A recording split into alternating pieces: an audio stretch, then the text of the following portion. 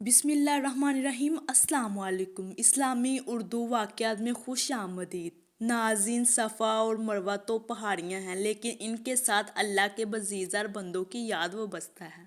اسی وجہ سے سورۃ بقرہ میں ان پہاڑیوں کا تذکر خصوصی اہمیت کا حامل ہے۔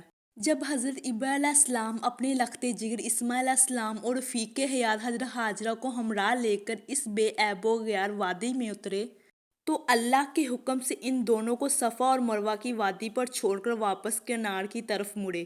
حضرت ہاجرہ آوازیں دیتی رہ گئیں، لیکن حضرت ابراہیم علیہ السلام نے کوئی جواب نہ دیا۔ وہ سمجھ گئی کہ یہ حکم خداوندی ہے، اسی لیے خاموشی سے اپنے بچے کے پاس واپس آ گئیں۔ جب توشہ دان میں خوراک ختم ہو گئی تو حضرت اسماعیل علیہ السلام پیاس کی شدت میں رونے اور چلانے لگے۔ ممتا کی ماری ماں ان دو پہاڑیوں کے درمیان پانی کی تلاش میں دوڑتی رہی، مگر اس بے آب و گیار صحرا میں بھلا پانی کہاں۔ آخر صفا کی پہاڑی پر چڑھیں تاکہ بلندی سے کہیں دور پانی کا کوئی سراغ لگ سکے، مگر مایوس ہوئیں۔ پھر مروہ کی پہاڑی پر چڑھ کر پانی کو تلاش کیا، مگر دور دراز تک کہیں پانی کا نام و نشان نہ ملا۔ ممتا کے ہاتھوں یہ مجبور ماں کبھی مروہ پر چڑھتی اور کبھی صفا پر، تاکہ اپنے جگر گوشے کے لیے کہیں سے پانی کا گھونٹ مل جائے۔ کبھی ایک طرف دوڑ کر جاتی، کبھی دوسری طرف، اور وادی میں حضرت اسماعیل علیہ السلام کو بھی دیکھ جاتی۔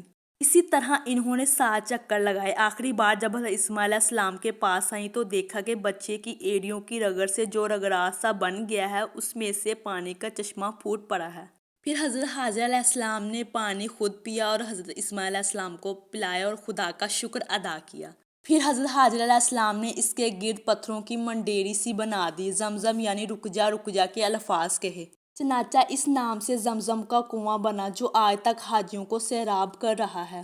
حضرت ہاجرہ علیہ السلام کے صبر و ضبط کا یہ منظر اس قدر مؤثر اور بھرپور تھا کہ ان پہاڑیوں کے درمیان دوڑنا بیت اللہ کے ہر حاجی اور زیارت کرنے والے پر ضروری قرار دیا گیا ہے۔ صفا اور مروہ مسجد حرام کے نزدیک دو چھوٹی چھوٹی پہاڑیاں ہیں۔ صفا دائیں طرف اور مروہ بائیں طرف ہے۔ صفا کے لغوی معنی صاف پتھر یا خالص چٹان کے ہیں، اور مروہ کے معنی نرم اور سفید پتھر ہے۔ ناظرین، اگر آپ کو یہ انفارمیشن اچھی لگی پلیز کمنٹ میں بتائیے گا، لائک کیجیے گا، شیئر کیجیے گا اور میرے چینل کو زیادہ سے زیادہ سپورٹ کیجیے گا۔ شکریہ۔